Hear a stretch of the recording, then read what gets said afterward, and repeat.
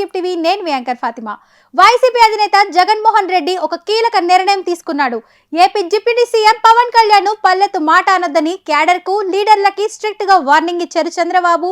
లోకేష్ ని ఎంతైనా విమర్శించవచ్చని, మంత్రులను మిగిలిన టీడీపీ నాయకులను ఎవరిని వదిలిపెట్టాల్సిన అవసరం లేదని, కానీ పవన్ కళ్యాణ్ జోలికి వెళ్లొద్దని అందరికి మౌఖికంగా ఆదేశాలు పంపించారు జగన్. పవన్ వ్యక్తిగత జీవితం గురించి అసలు మాట్లాడొద్దని కూడా చెప్పారట. ఒకప్పుడు జగన్ ప్రసంగం అంటే ఖచ్చితంగా పవన్ కళ్యాణ్ ని తిట్టాల్సిందే. ముఖ్యంగా పవన్ 3 పెళ్లిళ్ల గురించి విమర్శించకుండా ఏనాడు జగన్ ప్రసంగం ముగిసేది కాదు. కార్లు మార్చినట్టు పెళ్లాలని మారుస్తాడని, దత్తపుత్రుడిని, ప్యాకేజీ స్టార్ అని ఇలా ఒకటి కాదు, చంద్రబాబు కన్నా పవన్ కళ్యాణ్ ని జగన్ ఎక్కువగా ఆడిపోసుకునేవారు.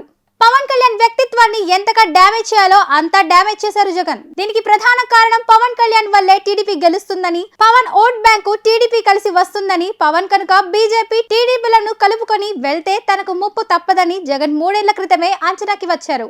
అందుకే పవన్ ఎమోషన్ పై దారుణంగా దెబ్బ కొట్టాలని నిర్ణయించుకున్నారు. ప్రతిసారి పవన్ చంద్రబాబు దగ్గర పండగ మామూలు తెచ్చుకుంటాడని, కోట్లు దండుకున్నాడని, టీడీపీ వాళ్ళు పవన్ కి ప్యాకేజీ ఇస్తారని ఇలా ఒకటి కాదు నానా మాటలు అనేవారు. జగన్ తో పాటు వైసీపీలోని ముఖ్యమైన నేతలు అంతా పవన్ కళ్యాణ్ మాటలతో కుమ్మేసేవారు. ముఖ్యంగా రోజా, గుడివాడ నాని, పేర్ని నాని, అంబటి రాంబాబు, నెల్లూరు అనిల్ యాదవ్, జోగి రమేష్, గుడివాడ అమర్నాథ్ వీళ్ళంతా పవన్ కళ్యాణ్ పై విరుచుకుపడేవాళ్ళు. రోజా నోటికి అయితే అడ్డు అదుపు ఉండేది కాదు. పవన్ కళ్యాణ్ సినిమాల గురించి, భార్యలు, విడాకుల గురించి విపరీతంగా నోరు పారేసుకున్నారు రోజా. అంబటి రాంబాబు అయితే జనసేన అని ఎప్పుడు మాట్లాడతాడో అని ఎదురు చూసేవాడు. రాంబాబు తన 3 ఏళ్ల కాలాన్ని కేవలం పవన్ ని తిట్టడానికి ఉపయోగించాడు.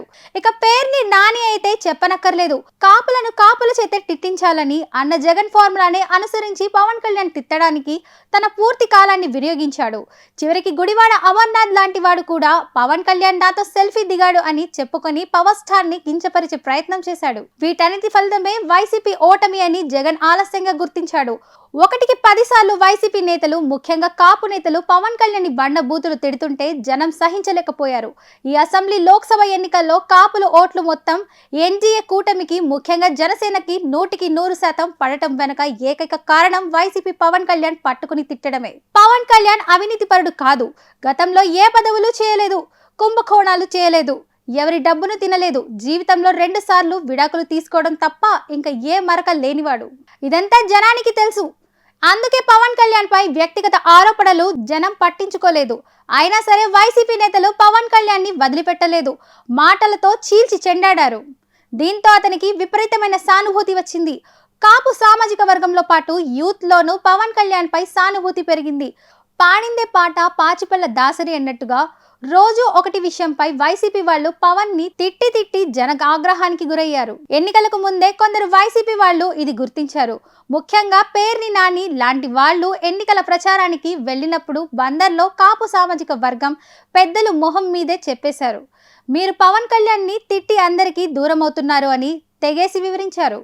ఇక తూర్పు, పశ్చిమ గోదావరి జిల్లాలోని అయితే పవన్ మానియా మామూలుగా పనిచేయలేదు. అడ్రస్ లేని టీడీపీ నాయకులు కూడా పవన్ కళ్యాణ్ బ్యాంకు అనూహ్యమైన విజయాన్ని ఇచ్చింది. ఎన్నికలకు 15 రోజుల ముందు కడప నుంచి వచ్చి నామినేషన్ చేసిన ఏలూరు ఎంపీ మహేష్ యాదవ్ లాంటి అనామక టీడీపీ నాయకుడు కూడా పవన్ వేవ్ లో ఏకంగా ఎంపీ అయిపోయారు. ఇదంతా వైసీపీ నేతల కండకావరం, అహంకారం. వీటికి తోడు పవన్ కళ్యాణ్ పై వ్యక్తిగతంగా ఇష్టానుసారంగా మాట్లాడటం. ఈ డ్యామేజ్ మొత్తం ఆలస్యంగా గుర్తించాడు జగన్. దీనికి ప్రధాన కారణం మొన్నటి ఎన్నికల్లో పవన్ ఓట్ బ్యాంక్ ఏకంగా 18% పెరిగిపోవడంతో పాటు 110 నియోజకవర్గాల్లో టీడీపీ గెలుపుకి ప్రత్యక్షంగా, పరోక్షంగా జనసేన, పవన్ కళ్యాణ్ అభిమానుల ఓట్లు కారణమయ్యాయి. ఇదంతా గమనించాక పవన్ కళ్యాణ్ ని గెలికి తాము దారుణంగా డ్యామేజ్ చేయమని జగన్ అవగాహనకు వచ్చారు. అందుకే నేతలకు, క్యాడర్ కు ఇంటర్నల్ గా ఆదేశాలు వెళ్లాయి. ప్రభుత్వ వైఫల్యాలను, చంద్రబాబుని, లోకేష్ ని ఎంత వీలైతే అంత విమర్శించాలి.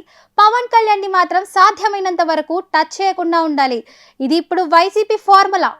గడిచిన 2 నెలలుగా జగన్ గాని, వైసీపీ పెద్ద నేతలు గాని ఎక్కడ పవన్ కళ్యాణ్ ని పన్నెత్తు మాట అనలేదు. పవన్ కళ్యాణ్ 1-2 సార్లు అసెంబ్లీలోనూ బయట జగన్ పై, వైసీపీపై, ఆర్థిక అరాచకంపై విమర్శలు చేసిన వాటి కూడా ఎక్కడ రియాక్ట్ కాలేదు వైసీపీ నేతలు.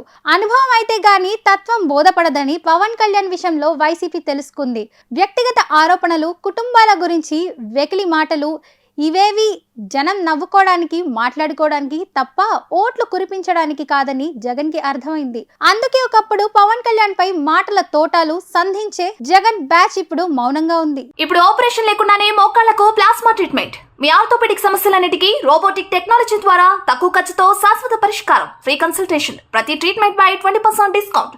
ఈ ఆఫర్ కొద్ది రోజులు మాత్రమే, త్వరపడండి. V9 hospitals 9281465842.